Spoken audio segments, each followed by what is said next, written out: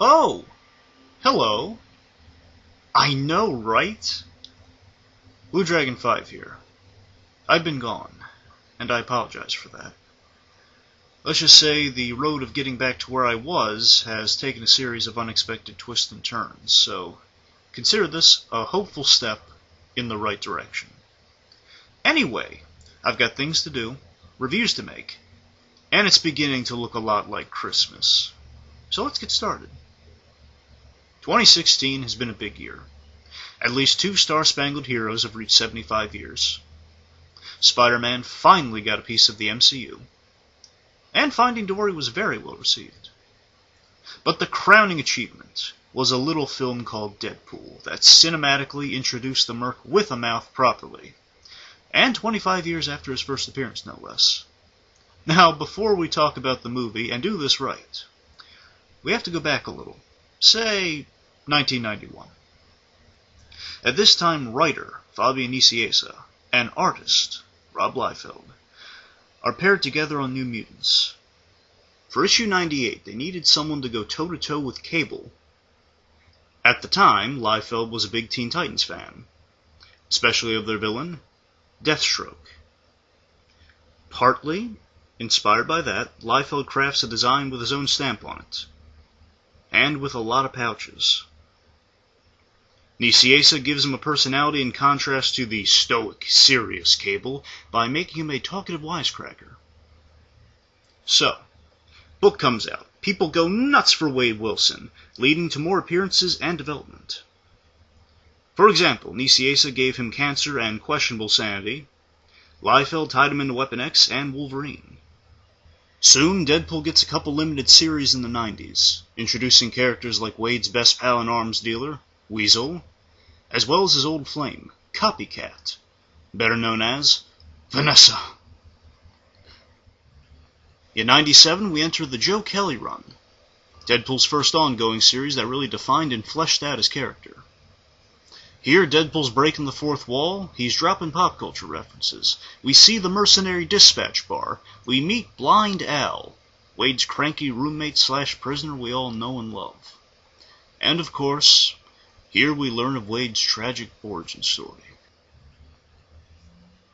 To cure his cancer, Wade turns to Weapon X, where Dr. Killebrew and Ajax, aka Francis, brutally torture and experiment on him, which leaves him a little crazy, but gives him a healing factor, with a disfiguring side effect. One flirtatious relationship with death and a violent escape later, Wade Wilson takes on his betting pool-inspired nickname and takes the mercenary world by storm as Deadpool. As the years go on, Deadpool changes creative hands. We go from Joe Kelly to the Christopher Priest run. A lot of wacky fun stuff there, especially with his Guardians. Then it goes to Jimmy Palmiotti, which notably pits Deadpool against the Punisher for the first time. After that, it goes to Frank Thierry, who parodies the death and return of Superman with Funeral for a Freak, which is about the death and return of Deadpool. Soon after that, we have the Gail Simone run, which is Deadpool at his most successful with Deadpool Inc. Here, Taskmaster becomes a reoccurring character, joining new characters like Sandy Brandenburg, Outlaw, and Agent X, who takes over the book when Deadpool is missing in action. Following Agent X, famously, is the buddy action series, Cable and Deadpool, which heavily shapes their dynamic going forward. It also introduces fan-favorite Deadpool sidekick, Bob, Agent of Hydra. Next, Deadpool flies solo with a new ongoing series written by Daniel Way, who plays with the crazy, unpredictable aspect of the character, especially through Pull-O-Vision, Deadpool's warped POV. Most recently, after the Marvel Now rebranding, writers like Jerry Dugan and Brian Posehn have taken the reins and taken Deadpool to all sorts of crazy places. Directions such as undead presidents, fatherhood, marriage, and more. But without going into Victor Gischler's Deadpool Core stuff or Cullen Bunn's existential Deadpool Kill series, I think that's the gist of the comics history before we start to need a Doc Brown chalkboard here, so let's get back to the big screen. Believe it or not, there's been talk of a Deadpool movie since Blade Trinity. That's right, 11 years. Let that sink in for a sec.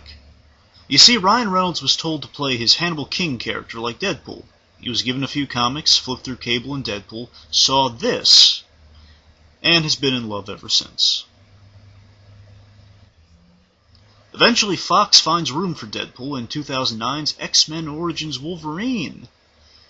Things do not go well. You see, the first act, specifically the first 20 minutes, everything's fine. Reynolds is starting to bring Wade Wilson to life, and it's cool. It's really cool. But then we get to the third act, and he returns as a pool of powers with Baraka blades. Am I forgetting anything? Oh yes, his mouth was sewn shut. Apparently someone read that one misprint in that one Deadpool comic that said Merc without a mouth. That, or someone screwed up big time. Tom Roth. This was something Reynolds warned Fox about, which only after the film's work print was leaked resulted in a last-minute post-credit addition to salvage a future Deadpool by unsewing his mouth at the very end, which still did not help unsour countless Deadpool fans. For them, it was too little, too late. This begins Ryan Reynolds' campaign to get a proper Deadpool film made. The first step? A script by Zombieland writers Rhett Reese and Paul Wernick. Along with Reynolds, the three wrote a top-notch R-rated first draft, and all the revisions PG-13 and R alike over the long development period that followed. At some point, that first R-rated draft was leaked online, and impressed many fans, but importantly, it moved things forward. In response to this, Fox allowed them to put together some test footage and look into possible directors. For the longest time, Robert Rodriguez was in talks to direct, but after that fell through, the job eventually went to effects man and Blur Studios co-founder, Tim Miller, who put together test footage using Blur's CG animation and motion capture they've become known for to make it happen. However, even after seeing the test footage, Fox, mainly Rothman, still aren't sold on it. So the project gathers dust, mostly over getting the R rating. Meanwhile, Reynolds is offered Green Lantern. He tries to use this to push the Deadpool movie into production, but unfortunately the gambit fails to make Fox blink, resulting in the wrong kind of green light. So after a rough, less than fulfilling experience on the rushed Green Lantern film, Reynolds awaits that approved R rating for a few more years, until that one day, when some unsung hero leaks the test footage around the time of the San Diego Comic-Con 2014. This leads to an overwhelmingly positive response that in a matter of hours pressures Fox into okaying the film. They even okayed the R rating, in exchange for a lower budget, which led to some more economic changes to the script, such as losing Weapon X villains that include the likes of Wire, Garrison Kane, and Sluggo. I mean, after all, Garrison Kane's cybernetics don't come cheap. The other notable change was to the third act. In place of a large-scale gun battle with lots of ammunition, Deadpool hilariously forgets his duffel bag full of guns, leaving him armed with only 2 katanas and maximum effort.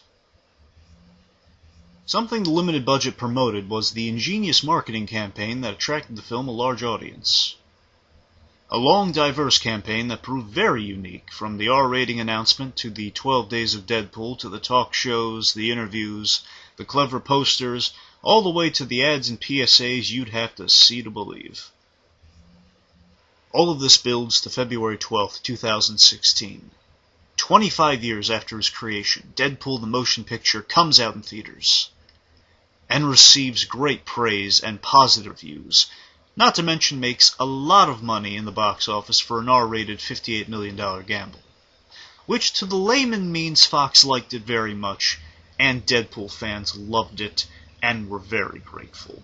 So as far as the film's history goes, all caught up.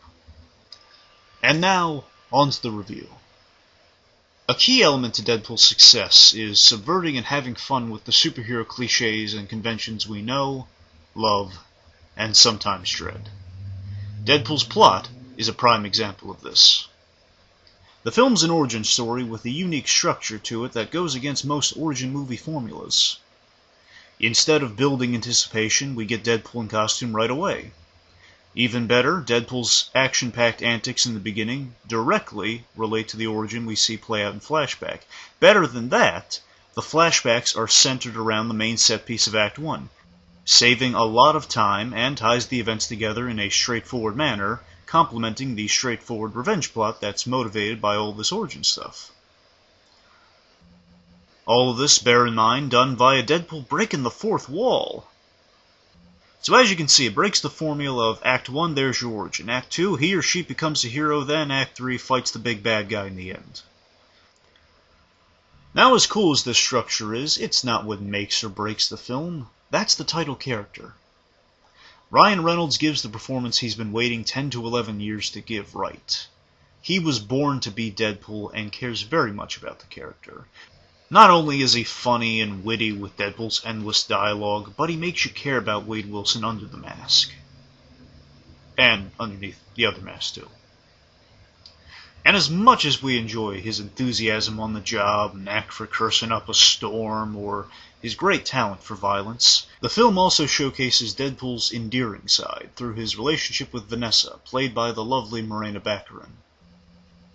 This romance is another aspect that really makes the film. It reflects how in the comics there is a tragedy to Deadpool's character, as well as a likability or a softer side that's not easily seen on the surface. The chemistry Baccarin and Reynolds have is different than the average relationship, which is why it works so well for Deadpool. It's not normal, it's raunchy, it's a little crazy, but with a sweet and sincere heart to it. In the movie, Baccarin makes us fall in love with her as Wade does, and the important function of that relationship is that it prevents Deadpool from being too unlikable or cynical. In a way, she also drives the revenge motive because of the life he doesn't think he can have with her after the workshop. So in the grand scheme, Vanessa is very integral to the story. Now let's not forget, Vanessa isn't the only supporting character that makes us like Deadpool more. There's a bunch, let's go through them, starting with Weasel. T.J. Miller really captures Weasel's loyal friendship with Wade very well, and the way he plays it adds more comedy to their back and forth, especially when it comes to discussing Wade's appearance. With Leslie Uggams' Blind Owl, she really brings that dynamic with Deadpool right off the page, because she can dish out whatever he throws at her, but at the same time, in a sweet way, lends a sympathetic ear to his problems.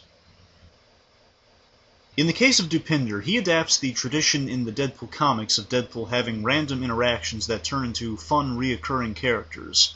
Also, Dupinder not only provides Deadpool with transportation, but is a fun, twisted take on how heroes like Batman or Captain America inspire people.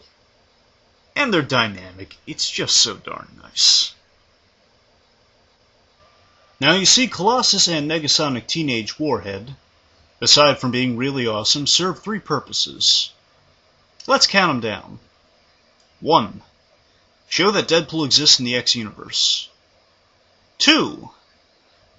Adapt two classic Deadpool traditions of bouncing Deadpool off of a serious straight man and surrounding him with strong female characters. 3. Foreshadows the dynamic Deadpool will have with Cable and Domino in future films. Now, when you have an anti-hero as your lead, that means your villains have to be really evil a-holes.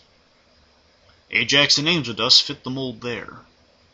While Ed Skrein doesn't play Francis as over-the-top as he is in the comic, he's just as cruel and touchy about the name.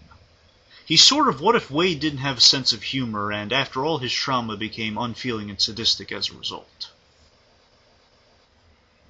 Now it should be noted that usually Dr. Kilber runs the workshop, but to simplify the revenge plot, they cut him out so Deadpool could focus his revenge purely on Francis. Our other villain, Angel Dust, is a combination of the Weapon X bad guys, serving as muscle for Colossus to go up against, basically. And despite not being as visually diverse as those three individuals, she fills the role well and plays into the strong female characters idea.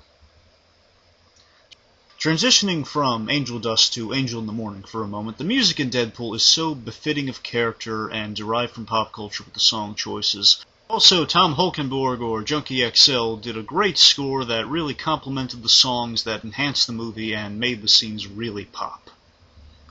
Now, while I could go on about the great humor, the writing, or the clever references, I think the last crucial element to this film's success is director Tim Miller and his faithfulness to the source material.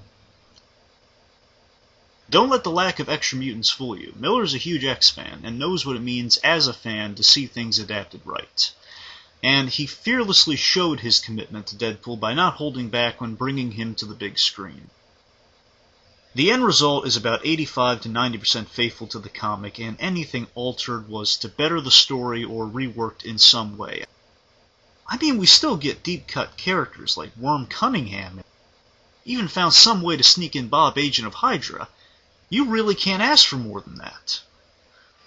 All of this possible because he collaborated with Ryan Reynolds and the writers, and much like the fans, no matter how long it took or hard it got, they didn't give up on the merc with a mouth. Now, as far as my favorite moment from this film goes, as much as I love the Search for Francis montage, set to Team Headkick's amazing Deadpool rap, including my favorite joke, the Zamboni death, by the way, the moment that gets to the heart of why I love this film is the look Ryan Reynolds gives when Wade looks upon Vanessa, unable to reach out to her, but communicates with a look how much he longs to be with her again. That undeniably shows Ryan Reynolds not only can play Deadpool in an entertaining way, but that he understands him on that deeper level. That just shows he is Deadpool. That really gets me every time I watch this film, it really does.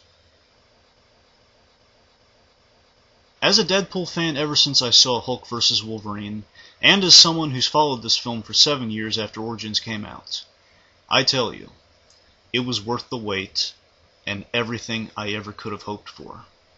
I read that R-rated first draft years ago, and knew if that film was made per that first draft, it would be a game changer. The sweet smell of vindication. Now, in regard to Deadpool's future sequel, I have some ideas, but to keep it simple, if we're introducing Cable, I'd love to see a Back to the Future time travel farce to stop Mr. Sinister maybe working with Dr. Kilbrew. Beyond that, I'd love to see the Gail Simone stuff adapted. My favorite character, Sandy Brandenburg, and if nothing else, I hope to God they bring back Bob and Dupinder. Because the end is near, let's quickly recap.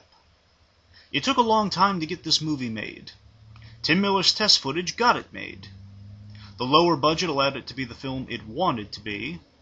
Thanks to the writers and Ryan Reynolds, it's very funny and true to Deadpool.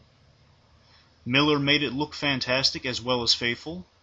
The relationship between Wade and Vanessa, along with the structure and self-awareness, helps this film stand out as something new and exciting for comic book movies. The villains may not be a big focus, but in a film starring an anti-hero, they don't really need to be.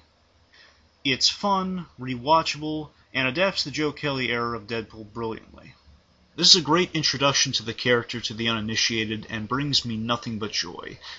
So I rate it 5 chimichangas out of 5 on a Golden Girls plate just for good measure. In closing, I love this film. It's very personal for me. I was delighted to see Deadpool, my favorite Marvel character, get a happy ending, not just in the movie but in real life. I feel pride for this film, and as much as I love Captain America Civil War, this is my favorite film of 2016. And it's the perfect way to celebrate 25 years of Deadpool. From the bottom of my heart, thank you Fabian Nicieza and Rob Liefeld for creating Deadpool, and thanks to everyone on the page or on the big screen who kept him going all these years. Merry Christmas, Happy Holidays, and may all your Christmas Day plans come true.